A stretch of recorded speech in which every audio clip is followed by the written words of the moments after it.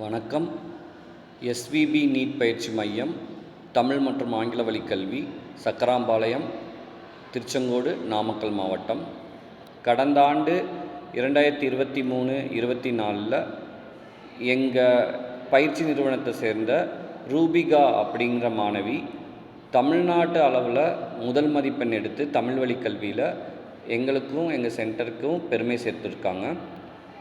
இவங்க மட்டும் இல்லாமல் இது போலவே நிறைய மாணவர்கள் தமிழ் வழி மற்றும் ஆங்கில வழி கல்வியில் அவங்களுடைய ஆசிரியர் கனவை நிறைவேற்றியிருக்காங்க. இப்போ நம்ம பார்க்க போகிற வீடியோ எதை பற்றினது அப்படின்னா, கடந்த ஆண்டு நடந்த NEET chemistry question paper analysis பற்றி பார்க்க போகிறோம்.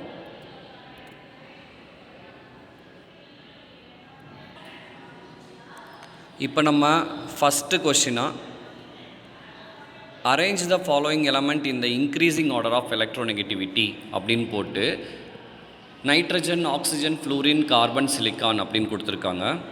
தமிழ் மீடியத்தில் சொல்லணும்னா எலக்ட்ரான் கவர்தன்மையின் அடிப்படையில் கீழ்கண்ட தனிமங்களை வரிசைப்படுத்துக்கன்னு சொல்லியிருக்காங்க.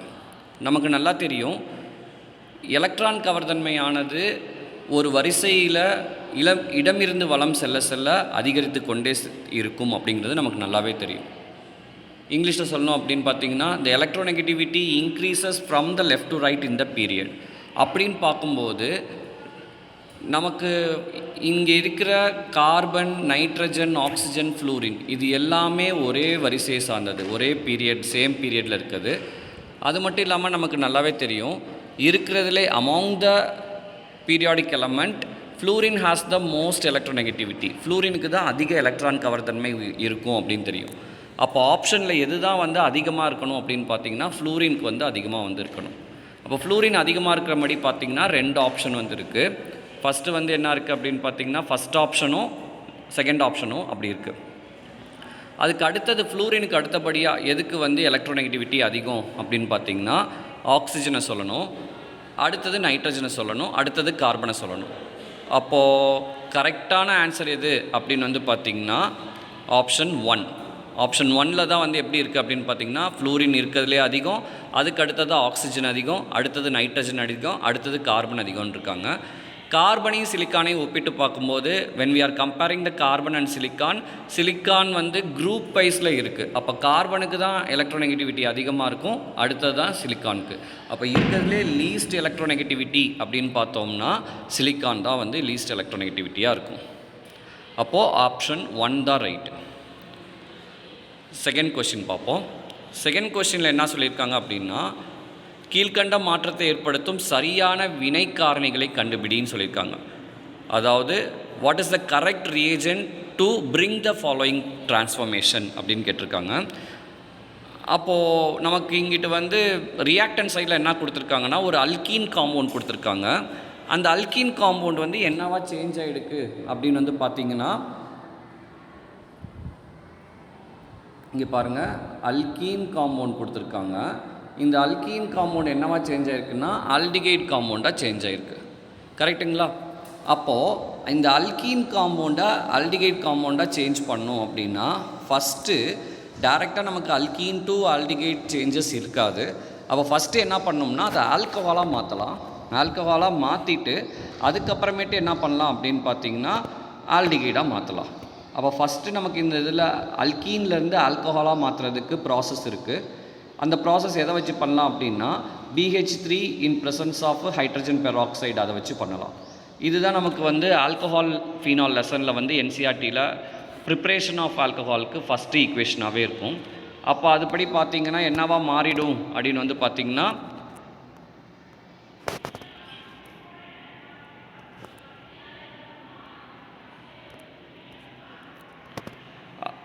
பாருங்கள், இப்போ ஃபஸ்ட்டு ஸ்டெப்பில் என்ன ஆகிடும் அப்படின்னு பார்த்தீங்கன்னா, இது மாதிரி ஒரு மெக்கானிசம் நடந்து நமக்கு எந்த குரூப் என்னவா மாறுது அப்படின்னு பார்த்தீங்கன்னா, அந்த அல்கீன் குரூப் என்னவா மாறிடும் கடைசியிலனா ஆல்கஹால், ப்ரைமரி ஆல்கஹால் குரூப்பாக மாறிடும்.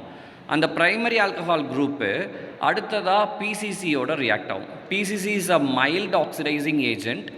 இதுவும் பார்த்திங்க அப்படின்னா நமக்கு அதே லெசன் தான், ஆல்கஹால் லெசன்லே தான் இருக்கும்.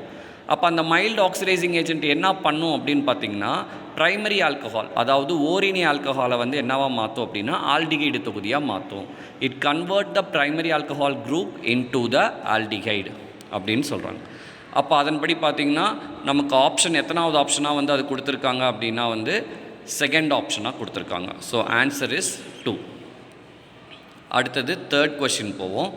தேர்ட் கொஷினில் என்ன சொல்லியிருக்காங்கன்னா த compound that will undergo SN1 reaction with fast rate, அதாவது SN1 வினைக்கு எந்த வினை படுபொருள் அதிக வேகத்துடன் போகும் அப்படின்னு வந்து சொல்கிறாங்க கீழ்கண்ட சேர்மங்கள்லன்னு சொல்கிறாங்க. அப்போது நமக்கு இங்கே SN1 வினை அப்படின்னு நம்ம சொல்லிட்டோம்னாவே முதல்ல நமக்கு என்ன தெரியணும்னா கார்போ கேட்டையானோட ஸ்டெபிலிட்டி தெரியணும். தமிழில் சொல்லணும் அப்படின்னா கார்பன் நேர்மின் அயனியோட நிலைப்புத்தன்மையை பற்றி தெரியணும். இங்கே நமக்கு கொடுத்துருக்கோம் பாருங்களேன், இந்த ஆர்டர் படி தான் வந்து என்ன இருக்கும் அப்படின்னு பார்த்தீங்கன்னா கார்பன் நேர்மின் அயனியோட நிலைப்புத்தன்மை வந்து இருக்கும். அப்போ இருக்கிறதுலே வந்து பார்த்திங்கன்னா பென்சாயில் கேட்டையான் அதுக்கு தான் வந்து எப்படி இருக்கும் அப்படின்னா ரொம்ப வந்து அதிக வந்து ரியாக்டிவிட்டி பவர் அதிகமாக வந்து இருக்கும். அப்போ அந்த ரியாக்டிவிட்டி பவர் அதிகமாக இருந்துச்சுனாவே அதுதான் வந்து ஃபாஸ்டஸ்ட் ரேட்டாக வந்து இருக்கும். அப்போ பாருங்கள் எதில் வந்து பென்சாயில் கேட்டையான் வந்து ஃபார்ம் ஆகுது அப்படின்னு பார்த்தீங்கன்னா நம்ம எதில் கன்ஃபியூஸ் ஆகிடுவோம் அப்படின்னா ஃபஸ்ட் ஆப்ஷன்லேயும் ஃபோர்த் ஆப்ஷன்லேயும் நம்ம வந்து கன்ஃபியூஸ் ஆகிடுவோம்.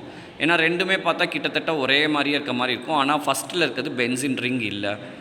அப்போ வந்து எது தான் வந்து ஆன்சராக இருக்கும் அப்படின்னு பார்த்தீங்கன்னா ஃபோர்த் ஆப்ஷன் தான் வந்து ஆன்சராக இருக்கும். ஏன்னா அதில் தான் என்ன இருக்குது அப்படின்னு பார்த்தீங்கன்னா பென்சாயில் கார்போகேட்டையான் வந்து இருக்குது. அடுத்தது 4வது கேள்வி. For the reaction 2A gives B plus C, Kc equal to 4 into 10 to the power minus 3 at given time. The composition of the reaction mixture is A gives B gives C. It's equal to 10 into 2 into 10 to the power minus 3 molar அப்படின்னு வந்து கொடுத்துருக்காங்க. இந்த ரியாக்ஷனோட condition என்ன அப்படின்னு வந்து கேட்குறாங்க. அப்போ இந்த ரியாக்ஷனோட கண்டிஷன் என்ன அப்படின்னு பார்த்தோம்னா இங்கே கவனிங்க, தமிழ் மீடியத்தில் இந்த கொஸ்டின் சொல்லணும் அப்படின்னு வந்து பார்த்திங்கன்னா 2A B மற்றும் C அப்படின்ற ஒரு விளைபொருளை தருதுன்றாங்க. இதோட கேசி மதிப்பு கொடுத்துருக்காங்க 4 × 10⁻³ -3 இருக்காங்க. இந்த கலவையினோட இயைபு என்ன, எப்படி இருக்கும் இந்த மிக்சர் அப்படின்னு வந்து கேட்குறாங்க. அதை பார்க்கும்போது நமக்கு முதல்ல இதில் கேசி கொடுத்துருக்காங்க. அப்போ இதுலேருந்து என்ன கண்டுபிடிக்கலாம் அப்படின்னா வந்து செறிவு கொடுத்துருக்காங்க, அதாவது இங்கிலீஷில் கான்சன்ட்ரேஷன் கொடுத்துருக்காங்க, கேசி கொடுத்துருக்காங்கன்னா நம்ம Q கண்டுபிடிச்சிடலாம். Q கண்டுபிடிக்கிறதும் சேம் தான், கேசி மாதிரியே தான். என்ன போடணும், concentration of the product to the concentration of the reactant, அதாவது விளைபொருள்களின் செறிவு பை வினை படுபொருளின் செறிவு அப்படின்னு போட்டோம்னா இந்த கொடுத்துருக்க மதிப்புகள் A, B, C மூன்றுத்தோட மதிப்புமே செறிவினோட மதிப்புமே both the concentrations all are equal 2 × 10⁻³ இதை நம்ம அதில் சப்ஸ்டியூட் பண்ணோம் அப்படின்னா வந்து என்ன கிடைக்குதுன்னு பாருங்கள். இங்கே பாருங்கள், இந்த இடத்துல சப்ஸ்டியூட் பண்ணியிருக்கோம். அப்போது நம்ம சப்ஸ்டியூட் பண்ணும்போது நமக்கு என்ன ஆகிடுக்கு அப்படின்னு பார்த்திங்கன்னா இது மாதிரி சப்ஸ்டியூட் பண்ணியிருக்கோம். இந்த சப்ஸ்டியூட் பண்ணி நமக்கு என்ன ஆகும் அப்படின்னா கேன்சலேஷன் ஆகி என்ன கிடைக்கும்னா Q = 1ன்னு கிடைக்கும். ரைட்டுங்களா? Q = என்னன்னு கிடைக்குதுன்னா 1ன்னு வந்து கிடைக்குது. இந்த Q = 1 அப்படின்னு சொன்னோம்னா பாருங்கள், இப்போ நம்ம கேசியையும் Qவையும் கம்பேர் பண்ணி பார்ப்போம். Qன்றது 1ங்களா, கேசிங்கிறது எவ்வளோ இருக்குது, 4 × 10⁻³ இருக்குது. அப்போ ரெண்டுத்தையும் கம்பேர் பண்ணும்போது எது அதிகமான மதிப்பாக வந்து இருக்குது அப்படின்னா Q மதிப்பு அதிகமாக வந்திருக்கு.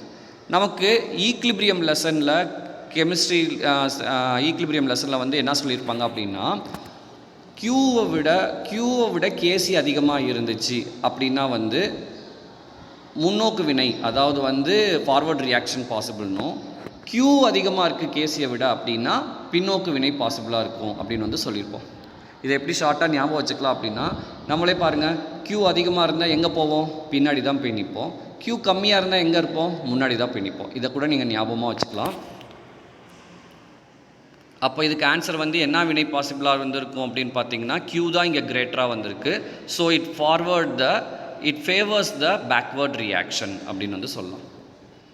ஓகேங்களா? அடுத்தது 5வது கேள்வி.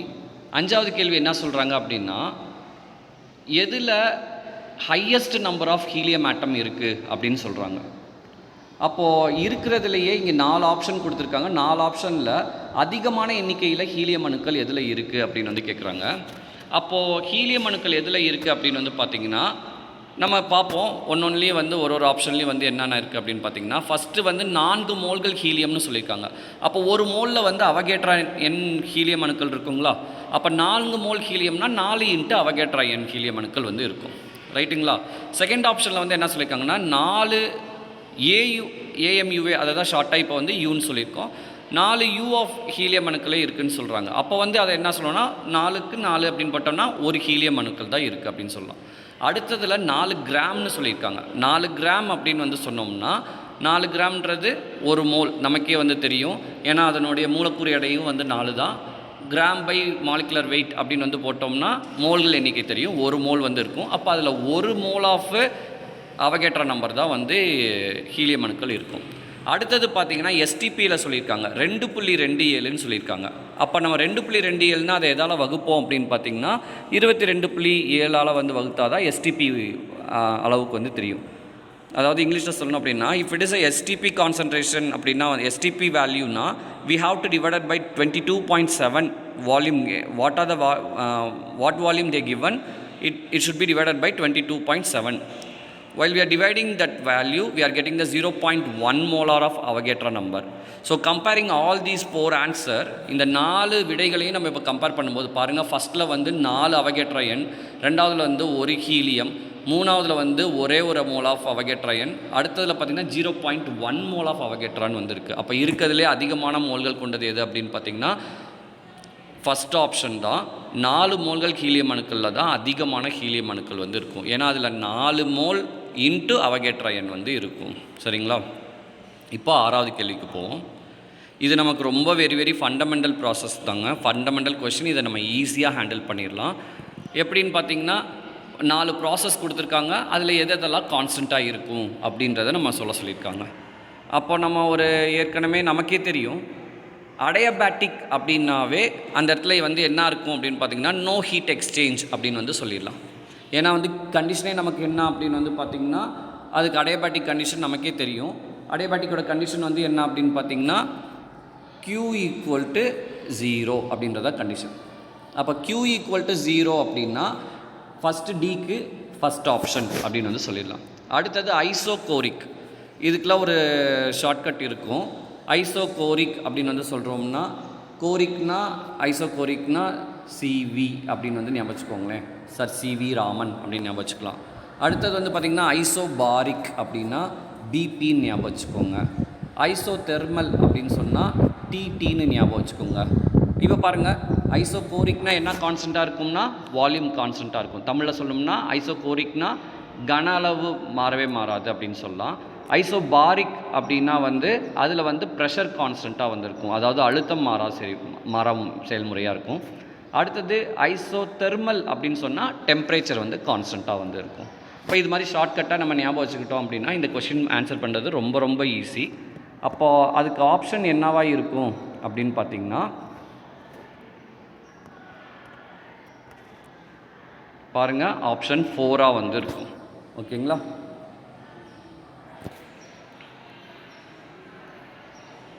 அடுத்தது 7வது கேள்வி.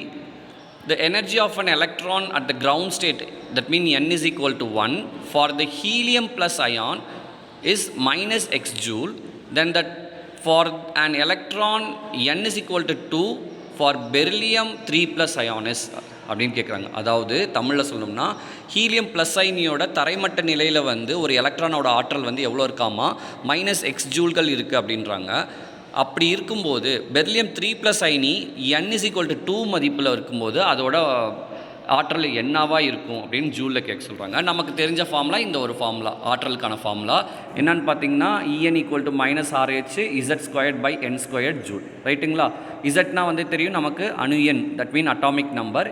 n அப்படின்னு பார்த்தீங்கன்னா அந்த இணைதிறன் கூடு, அந்த கூடு எத்தனாவது கூடு இருக்கோ அந்த கூடு தான். அதாவது இங்கிலீஷில் சொல்லணும்னா நம்பர் ஆஃப் த ஷெல் அப்படின்னு வந்து சொல்லலாம்.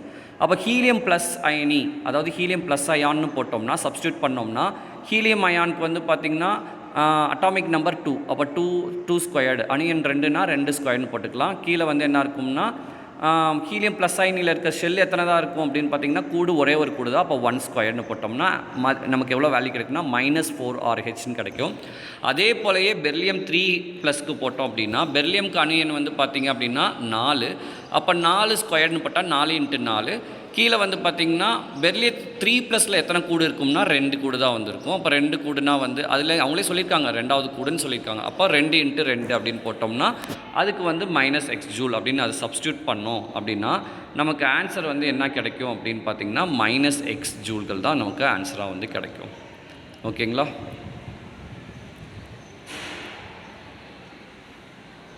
இப்போது அடுத்தது 8வது கொஷின் போகலாம். 8வது கொஷினில் வந்து நமக்கு என்ன கேட்டிருக்காங்க அப்படின்னு பார்த்திங்கன்னா 4 மூலக்கூறுகள் கொடுத்துருக்காங்க. அதாவது 4 மாலிகூல்ஸ் கொடுத்து அதில் எத்தனை சிக்மா பாண்ட் பை பாண்ட்லாம் இருக்குது அப்படின்னு வந்து பார்க்க சொல்லியிருக்காங்க. அப்போ பார்த்தோம்னா ஃபஸ்ட்டு வந்து நம்ம பார்க்குறோன்னு வச்சுக்கோங்களேன். ஈத்தேன் அப்படின்னு வந்து பார்த்தோம்னா அதில் எத்தனை சிக்மா பிணைப்பு எத்தனை பை பிணைப்பு இருக்குது அப்படின்னு வந்து பார்ப்போம். இங்கே பாருங்கள், ஸ்ட்ரக்சர்லேயே பார்த்தா தெரியும். ஈத்தேன் அப்படின்னு பார்த்தோம்னா நமக்கு எத்தனை கார்பன் சிக்மா பாண்ட் இருக்குது அப்படின்னு தான் கேட்டிருக்காங்க. அப்போ அந்த கார்பன் சிக்மா பாண்ட் வந்து எத்தனை இருக்குன்னா ஒரு கார்பன் சிக்மா பாண்ட் இருக்குது. அடுத்து ஈத்தீனோட ஸ்ட்ரக்சர் பாருங்கள். இதுதான் 2வது தான் ஈத்தீனோட ஸ்ட்ரக்சர். அந்த ஈத்தீனோட ஸ்ட்ரக்சரில் கார்பன் சிக்மா பிணைப்பு ஒன்று, கார்பன் பை பிணைப்பு. ஏன்னா இங்கே இருக்கிறது வந்து என்ன அப்படின்னு பார்த்தீங்கன்னா அது வந்து ஒரு டபுள் பாண்ட். இப்போ இங்கே டபுள் பாண்டு தான் இருக்குது. அந்த டபுள் பாண்ட்னாவே நமக்கே தெரியும். டபுள் பாண்டுன்னு இருக்குது அப்படின்னா அதில் ஒன்று சிக்மா, இன்னொன்று வந்து என்னவாக இருக்கும் அப்படின்னா பை பிணைப்பாக வந்திருக்கும். அப்போ அது வந்து என்னான்னு சொல்லலாம் அப்படின்னு பார்த்தீங்கன்னா ஒன்று வந்து சிக்மா பிணைப்பு, இன்னொன்று வந்து பை பிணைப்பு அப்படின்னு வந்து சொல்லலாம். அடுத்தது C2ன்னு சொல்லும்போது அதுக்குள்ளார என்ன இருக்கும் அப்படின்னா பை பாண்டு வந்து 2 பை பாண்டு வந்து இருக்கும். இது வந்து நமக்கு லெசன்லேயே இருக்கும். இதுக்கு இந்த லைன் அப்படியே இருக்கும். கார்பன் C2ல் வந்து பார்த்திங்கன்னா எத்தனை பை பாண்ட்ஸ் இருக்குது அப்படின்னா 2 பை பாண்ட் இருக்குது அப்படின்னு வந்து ஸ்ட்ரக்சர் ஆஃப் ஆட்டம் லெசன்லேயே இருக்கும். அடுத்தது ஈத்தைன் அப்படின்னு பார்த்தோம்னா இதில் நம்ம பார்த்தா ஸ்ட்ரக்சர் தெரியுதுங்களா? ஈத்தைனோட ஸ்ட்ரக்சர் என்னன்னு பார்த்தீங்கன்னா ட்ரிபிள் பாண்ட் C அப்படின்னு வந்து இருக்குது. அப்போ அதில் வந்து என்ன இருக்கும் அப்படின்னா பை பிணைப்புகள் வந்து 2ம் ஒரு சிக்மா பிணைப்பு இருக்கும். ட்ரிபிள் பாண்ட் இருக்குது அப்படின்னா ஒரு சிக்மா பாண்ட், ஒரு 2 பை பாண்ட் வந்து இருக்கும். இப்போ இது மாதிரி வந்து பார்த்தோம் அப்படின்னா கரெக்டான ஆன்சர் எதுவாக இருக்கும் அப்படின்னா நமக்கு 3rd ஆப்ஷன் தான் வந்து கரெக்டாக வந்து இருக்கும். கரெக்டுங்களா? அடுத்தது இப்போ 9வது கேள்வி போவோம்.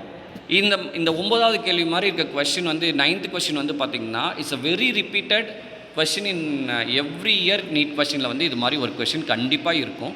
அதனால் நீங்கள் கெமிக்கல் பாண்டிங்னு ஒரு லெசன் படிச்சிங்கனாவே இந்த ஹைப்ரிடைசேஷன் அப்படின்றதும் அதோட ஷேப்ஸ் பற்றி படிக்காமல் போயிடாதீங்க. கண்டிப்பாக உங்களுக்கு ஒரு 4 மார்க் கேரண்டியாக இது மாதிரி ஒரு கொஷினில் வந்து இருக்கும். பாருங்கள், NH3 அப்படின்னு வந்து பார்த்தோம்னா இதோட ஷேப் என்ன அப்படின்னு வந்து பார்த்தோம்னா இப்போ பாருங்கள் NH3ன்னு வந்து சொல்லியிருக்காங்க. NH3யோட ஷேப் என்னவாக இருக்கும் அப்படின்னு பார்த்தீங்கன்னா அதோட ஹைப்ரிடைசேஷன் பாருங்கள். sp3 hybridisation. அதாவது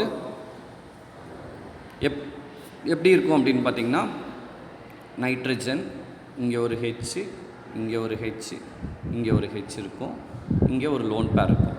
அப்போ பாருங்கள் 3 பாண்ட் பேர் இருக்குது, ஒரு லோன் பேர் வந்து இருக்கும். அப்போ இதோட பேர் வந்து என்னன்னு சொல்லலாம்னா ட்ரைகோனல் பிரமிடல் அப்படின்னு வந்து சொல்லலாம். சரிங்களா? அடுத்தது வந்து பார்த்திங்கன்னா BRFI அப்படின்னு வந்து சொன்னோம் அப்படின்னா வந்து இது sp2 ஹைப்ரிடைஸில் தான் வரும். இது வந்து எப்படி இருக்கும்னா ஸ்கொயர் பிரமிடல் ஸ்ட்ரக்சரில் இருக்கும். அதாவது எப்படி இருக்கும்னா BR இங்கே இருக்குது அப்படின்னா இதை சுற்றி 4 ஃப்ளூரின் ஆட்டம் வந்து ஃப்ளூரின் அணுக்கள் வந்து எப்படி இருக்கும்னா சதுரத்தள அமைப்புலையும் இதுக்கு மேலே ஒரு ஃப்ளூரின் அணு வந்து இருக்கும், கீழே ஒரு லோன் பேர் இருக்கும். இந்த மாதிரி ஒரு அமைப்பில் இருக்கும். எது இருக்கும் அப்படின்னு வந்து பார்த்திங்கன்னா BRFI. அப்போ அதோட ஷேப் என்ன சொல்லுவோம் அப்படின்னு பார்த்திங்கன்னா ஸ்கொயர் பிரமிடல் ஷேப் அப்படின்னு வந்து சொல்லுவாங்க. அடுத்ததாக XeF4 அப்படின்னு வந்து பார்த்திங்கன்னா அதில் 2 லோன் பேர் இருக்கும். அப்போ அது என்ன ஸ்ட்ரக்சரில் இருக்கும்னா இப்போ BRFI மாதிரியே தான் இங்கே வந்து என்ன இருக்கும் அப்படின்னு பார்த்திங்கன்னா Xe இருக்கும் நடுவில். இங்கே இடத்துலலாம் எப்பயும் போல் ஃப்ளூரின் இருக்கும், இங்கேயும் ஃப்ளூரின் இருக்கும், இங்கே ஒரு லோன் பேர், இங்கே ஒரு லோன் பேர் இருக்கும். அப்போ என்னவாக இருக்கும் அப்படின்னு பார்த்திங்கன்னா ஸ்கொயர் பிளேனார் காம்ப்ளெக்ஸாக வந்து இருக்கும். அடுத்தது SF6. இது பார்த்தாவே தெரியுது, ஆறுமே இருக்குது, அதில் லோன் பேரே வந்து இருக்காது. அப்போ என்னவாக தான் இருக்கும்? கண்டிப்பாக அது வந்து ஒரு ஆக்டாஹீட்ரல், தமிழில் சொல்லணும்னா ஒரு எண்முகி அமைப்பை சார்ந்ததாக தான் இருக்கும் அப்படின்னு வந்து சொல்லலாம். புரியுதுங்களா? இங்கே பாருங்கள், இதோட படம் வந்து இது மாதிரி வந்துருக்கும். அப்போ இது ஒரு எண்முகி அமைப்பு. அப்போ இதுலேருந்தே தெரியுது NH3 அப்படிங்கிறது என்னன்னா ஒரு ட்ரைகோனல் பிரமிடல். அடுத்தது வந்து பார்த்திங்கன்னா XeF4 அப்படிங்கிறது வந்து பார்த்திங்கன்னா ஒரு ஸ்கொயர் பிளானார். BrF5 அப்படிங்கிறது வந்து ஒரு ஸ்கொயர் பிரமிடல். அடுத்தது வந்து பார்த்திங்கன்னா ஒரு SF6 அப்படின்னு வந்து பார்த்திங்கன்னா sp3d2 ஆக்டாஹீட்ரல் ஸ்ட்ரக்சர் அப்படின்னு வந்து சொல்கிறாங்க. அடுத்தது வந்து பார்த்திங்கன்னா E0 வேல்யூ, லாஸ்ட் கொஸ்டின் இன்றைக்கி இந்த செஷனில் பார்க்குறோம். E0 value for the Mn3+, Mn2+ couple is more positive. நல்லா கவனிச்சுக்கோங்க, அண்டர்லைன் பண்ணுற வேர்டு என்ன அப்படின்னு வந்து பார்த்திங்கன்னா மோர் பாசிட்டிவ் அப்படின்னு வந்து சொல்கிறாங்க. மோர் பாசிட்டிவ் தேன் Cr3+ பார் Cr2+ ஆர் Fe3+2 Fe2+. இந்த சேஞ்ச் எதனால் நடக்குது அப்படின்னு வந்து கேட்குறாங்க.